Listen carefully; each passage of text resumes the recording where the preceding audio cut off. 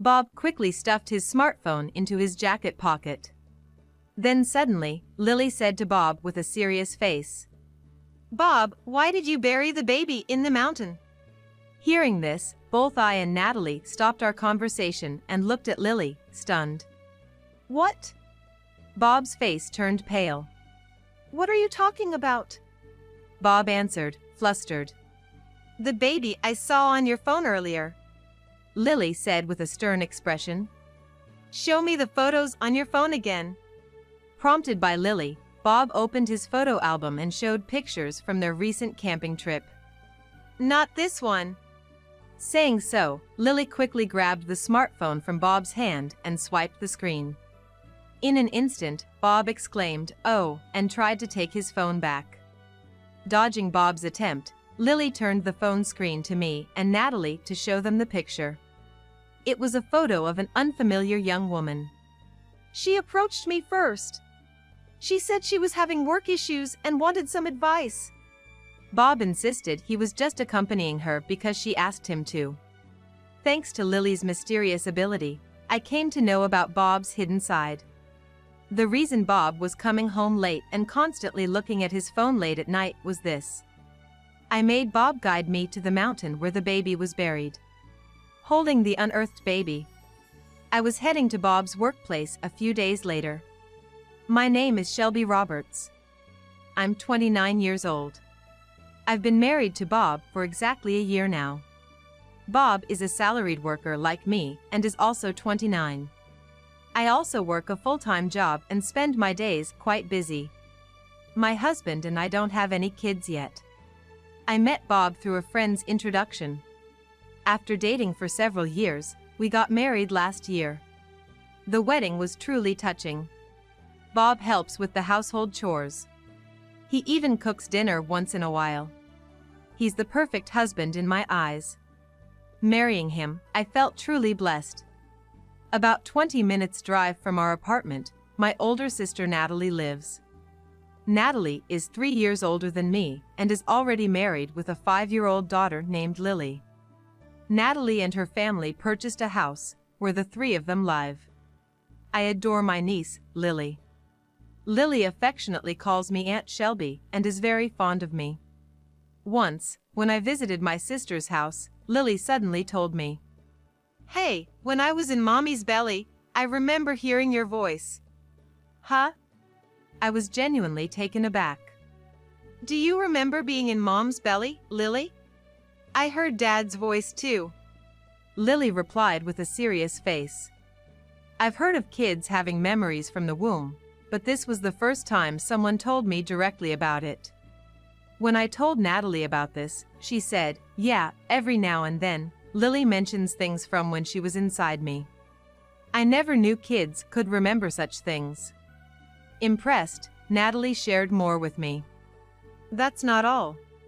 Sometimes, when I can't find something, she tells me where it is. And it's not like she saw me put it there, but whenever I look where Lily tells me to, I always find it there. That's amazing. I can't quite put my finger on it, but Lily seems to have some sort of special gift," Natalie said, looking at me earnestly. A little way off, Lily was innocently playing with her teddy bear. It made me wonder if young children might have some sort of unique power. As these thoughts crossed my mind, I gazed at Lily. Sometime later, Bob started coming home later and later. At first, I figured work must be tough, but lately, he'd often come home after midnight. I began to worry. Late one night, as Bob hurriedly headed for the shower, I called out, "Bob, you've been working late a lot, huh?" "Yeah, the boss just won't let me leave on time." With that, Bob quickly shut the door behind him and went into the bathroom. About 5 minutes later, Bob came out. I offered him the dinner I had prepared, but he replied, "Sorry, I'm just too tired to eat." "Well, I'm gonna head to bed then. Good night." It was already quite late, and I figured Bob would join me in the bedroom soon, given how tired he claimed to be. But an hour, then 2, passed, and he didn't come. Feeling restless, I quietly walked out to peek into the living room. In the dimly lit room, Bob was seated on the couch, engrossed in his smartphone. From the movement of his fingers, it looked like he was texting someone. And he had a big grin on his face. Why was he so happy, especially after such a long day? Was he messaging someone? And if so, who? My heart filled with anxiety. Lacking the courage to confront Bob, I returned to the bedroom. Hey, Bob, how about we go camping during the upcoming long weekend? One day, I brought up the idea. Although we were newlyweds, we hadn't gone out anywhere lately. Until not long ago, we'd spend our weekends going to the movies or visiting amusement parks. I wanted to go to the mountains with Bob and spend some quality time together. There's this campsite in the mountains. We could set up a tent, have a barbecue, and at night, look at the stars. Sounds fun, right? Bob didn't seem too excited, but I really wanted to go. I believed he'd enjoy it once we got there. All right, fine. But what about the car? Ours isn't big enough for all the camping gear. When Bob mentioned that, I decided to consult Natalie. One day, I visited Natalie's place alone. I asked her about the car situation. You can borrow our van. And feel free to use our tent too. Natalie happily offered. Her van was big and suited for mountain roads, with ample space for our gear. I thanked Natalie for her kindness. Thanks, you're a lifesaver. Take some time and relax together as a couple, it's been a while. While I was talking with Natalie, Lily overheard and chimed in, Are you guys going camping? I wish I could go. That'd be nice, we should go with Lily next time. The day before our camping trip finally arrived, and I borrowed a car from Natalie's house and drove it home. The next day, Bob and I headed out in that car for a 3-day, 2-night camping adventure. Breathing in the fresh air, surrounded by nature, I felt truly rejuvenated.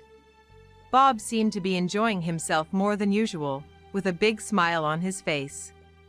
I'm really glad we decided to head to the mountains, even if it took a bit of convincing. As I chatted with Bob, that was what I thought deep down. But late that night, Bob, who was sleeping next to me, got up quietly and started using his smartphone. I pretended to be asleep. He spent about 2 hours on his phone. It seemed like he was texting someone. The same thing happened the next night.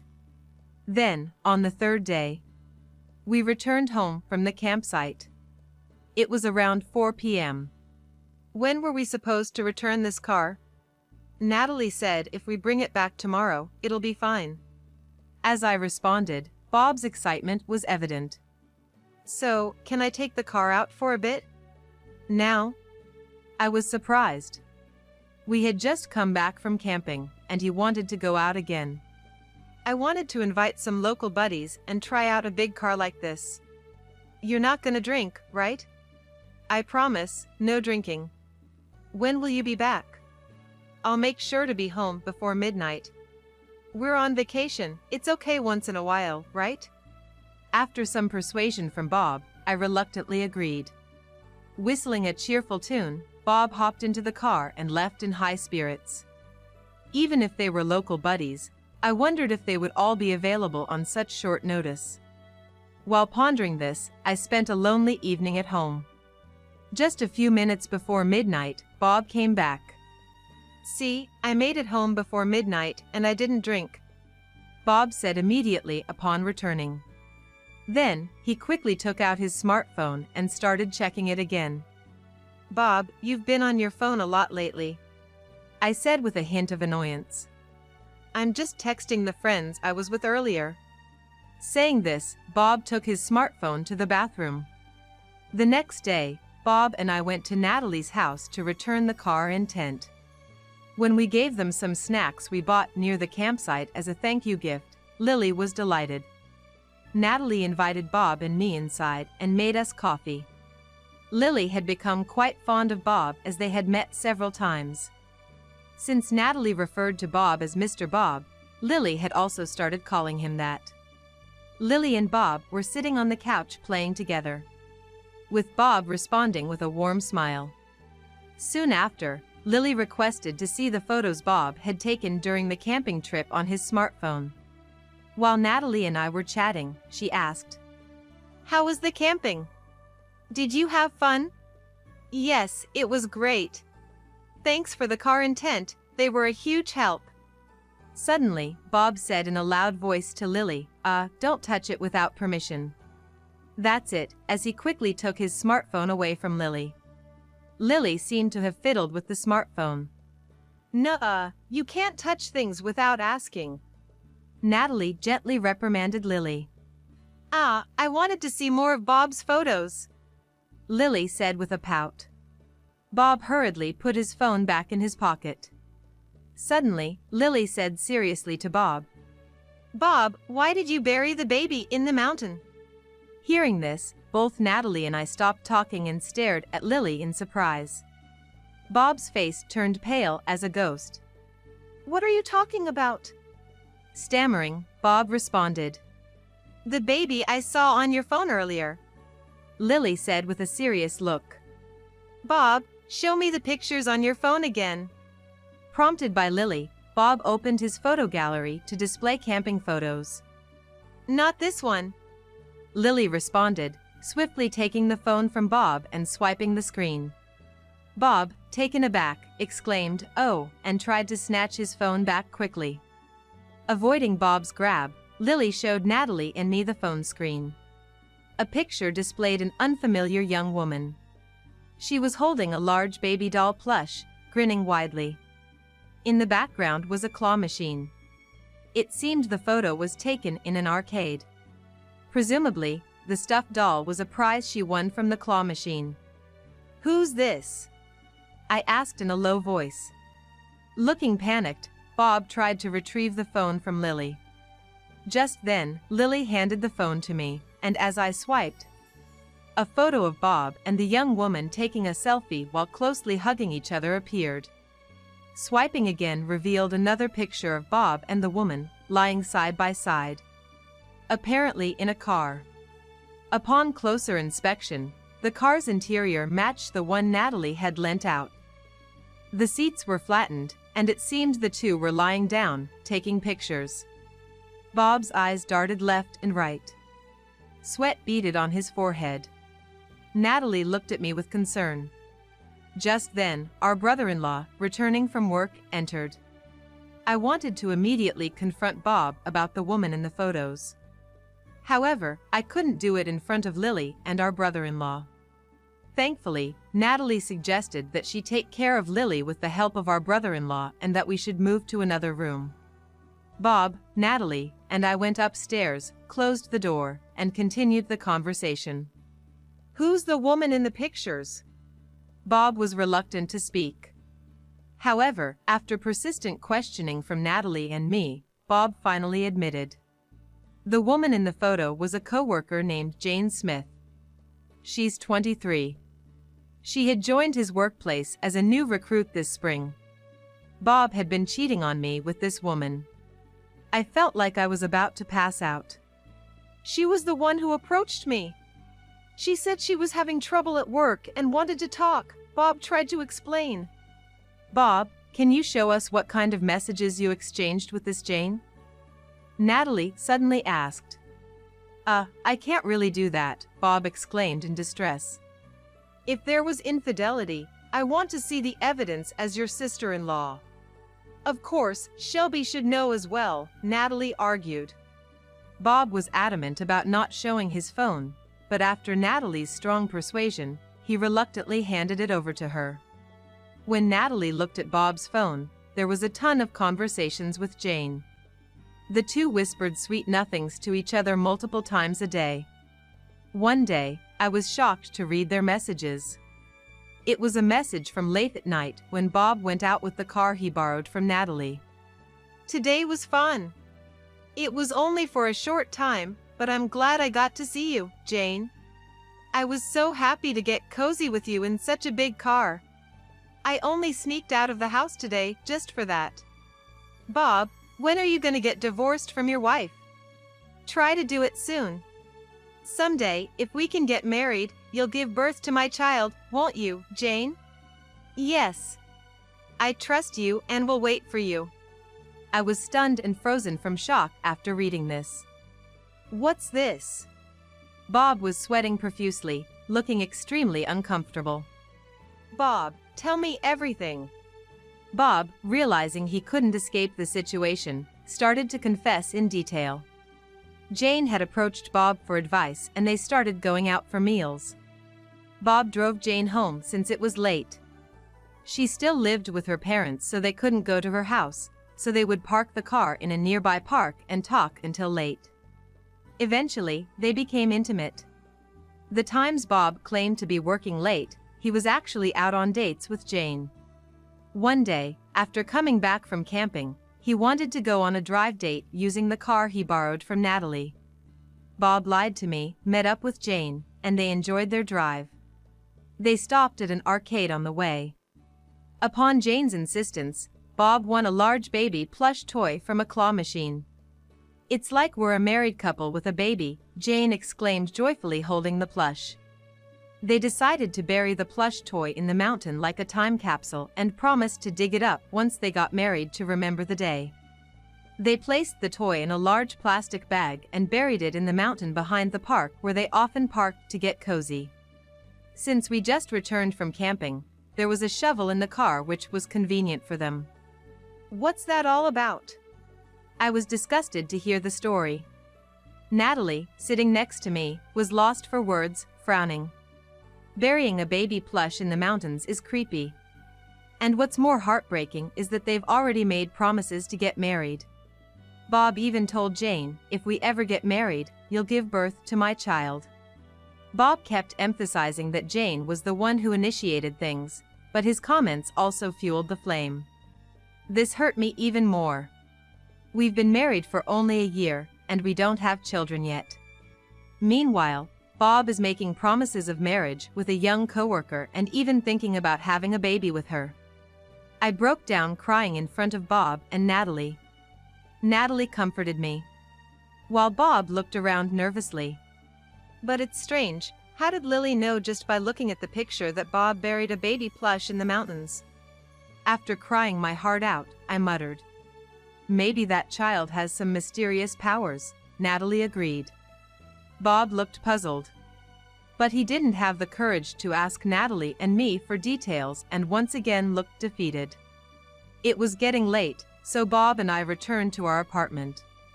Once home, Bob and I sat down to continue our conversation. "We've only been married for a year, and you have the audacity to betray me like this?"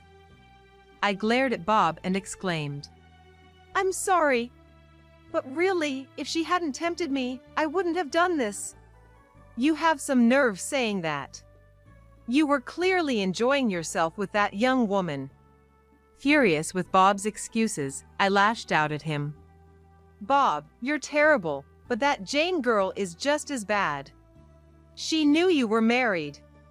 "Well, she's been having a hard time at work and struggling." I was flabbergasted by Bob's attempt to defend Jane. "So, because she seemed troubled, you thought you'd console her and get all cozy in your car? I've been concerned for a while. You've been coming home late, and I've noticed you on your phone till the early hours. I pretended to be asleep, but I knew you were constantly texting someone," I said loudly to Bob. He looked down, remaining silent. "For starters, I'm telling my parents and yours about this." When I said this, Bob started to panic. "It's only right to tell our parents. My sister already knows, so I can't keep this a secret." I exposed Bob's affair to both our parents. Soon, both sets of parents stormed into our home, berating Bob. "How dare you have an affair just a year into your marriage? Shelby deserves better. What were your wedding vows? You promised to make our daughter happy, but you betrayed her so easily." My parents vehemently rebuked Bob. Even more so, Bob's parents were livid. "We never thought you'd be such a disgrace. You're the shame of the Roberts family." "That's right. Don't even think about coming home. More importantly, we're so sorry, Shelby." To think you're still newlyweds. It's utterly embarrassing having a son like this. Bob's parents then apologized to me again. Hey, what are you waiting for? Bob, apologize too. I'm truly sorry. With tears streaming down his face, Bob said this after being berated by both sets of parents. You have a wonderful wife like Shelby, and yet you do this. We're cutting ties with you, Bob. Got it? After being thoroughly scolded and everyone left, Bob collapsed on the floor. Bob, I want a divorce. I stated firmly. You probably want to marry Jane and have kids with her. I'll gladly divorce someone like you. I admit I texted about marriage and kids, but that wasn't my real intention. I just wanted to make her happy in the moment. The one I truly love is you, Shelby. Huh? Hearing that just made me dislike you even more. I said coldly, leaving Bob with a bewildered look. There's no way I would be swayed by such words. I can't trust you anymore. I want a divorce. Please, reconsider. I never really wanted to marry Jane. It was just a fling. Bob, having betrayed me, was now desperately trying to make amends. Can you show me where you buried the baby doll? The long weekend ended, and it was Bob's day to go to work. I had to work too, but I took the day off. Excuse me, my husband works here. Thank you for always taking care of him. I loudly greeted everyone as I entered the office building. That was Bob's workplace. Everyone there was staring at me, completely taken aback. No wonder, as I was holding a stuffed baby toy covered in dirt. The sight was so bizarre that the employees were frozen in shock with wide eyes. Every step I took, dirt from the stuffed toy fell onto the office floor. Bob, his face ashen, hurriedly approached me. Yesterday, I had Bob guide me to the mountain where the stuffed toy was buried. And in front of me, I had him dig up that stuffed baby toy. The toy was in a large bag, but as we dug it up with a shovel, the bag tore, getting the toy dirty. Last night, I had thought of using this toy somehow to take revenge on the two of them. And what I came up with was this plan, to barge into the office holding this dirt-covered stuffed baby toy. Bob, never expecting me to show up at the office with the toy, seemed utterly panicked. My husband has been having an affair with a junior colleague, Jane, I said. Upon saying this, all the employees focused their attention on one woman. It was Jane, Bob's affair partner. Jane, like Bob, turned pale and looked down in sheer embarrassment. He told me that they would bury this stuffed toy until they got married, and once their dream came true, they would dig it up together, I said. I could hear whispers of disbelief from the employees, saying things like, "No way. That's so creepy, and sounds like a horror story." But what I don't get is why he would tell me something like this while he's cheating on me with Jane. I said, and then played a video on my phone. Bob's voice echoed loudly. Please, reconsider. I never really intended to marry her. She was just a fling. After the video finished playing, Jane, who had been looking down just moments before, sharply raised her head, her expression furious. Just a fling? Bob, what does that mean? She demanded. No, it's not like that. Bob stammered, lost for words. You promised to break up with your wife and marry me. You even said you wanted me to have your baby. Jane yelled. The employees were once again shocked by her words, and a commotion broke out. Here you go. I handed the dirt-covered stuffed baby toy to Jane. Then I handed Bob a divorce attorney's business card. We're getting divorced. From now on, let's communicate through the attorney. Overwhelmed by my determination, Bob silently took the card. I apologize for the commotion, everyone. I've finished my business here, so I'll be on my way. Said to Bob and Jane. I wish you two all the happiness. With that, I left Bob's office. I brushed the dirt off my clothes as I walked away. Later, I heard that both Bob and Jane confessed to their affair when questioned by their superiors. Concerned about the company's image, they were both promptly fired. Jane was furious upon being called just a fling. She transitioned from a timid new employee to a woman filled with rage. After I moved out of our shared apartment, Jane forcefully moved in with Bob. Bob was threatened by Jane, "You never know what I might do." He had no choice but to do as she said. Bob was fired from his job and tried to find another, but Jane forbade him from talking to other women. Bob was fed up with Jane, but given her unpredictable nature, he reluctantly complied. Bob ended up working at a construction site with only men, putting in hard labor every day. Jane took away Bob's freedom, constantly checking his smartphone as if monitoring him. She probably feared someone else would snatch Bob from her, just as she had done. Not only was Bob burdened with paying the rent for the apartment and living expenses, but he was also pressed with paying me compensation for the emotional distress he caused. I had also demanded compensation from Jane for the same reasons. She seemed to have started working multiple part-time jobs, but she kept getting fired, hopping from one job to the next. The lawyer who helped with the compensation issue had a chance to meet with Bob.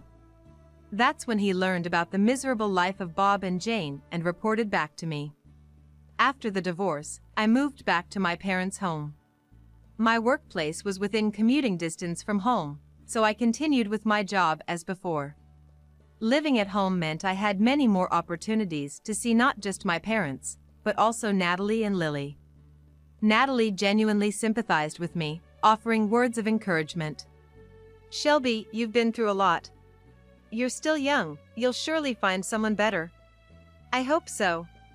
But thanks to Lily's mysterious power, I was able to part ways with that awful man quickly." I genuinely felt that way. It was a silver lining that I got divorced from such a man so quickly. I felt like Lily, with her mysterious power, was a lifesaver. I hope to someday meet an honest man and get married. And I'd like to have and raise children. For that time, I'm gonna work hard and save money now. With such thoughts, I'm living each day with a positive attitude.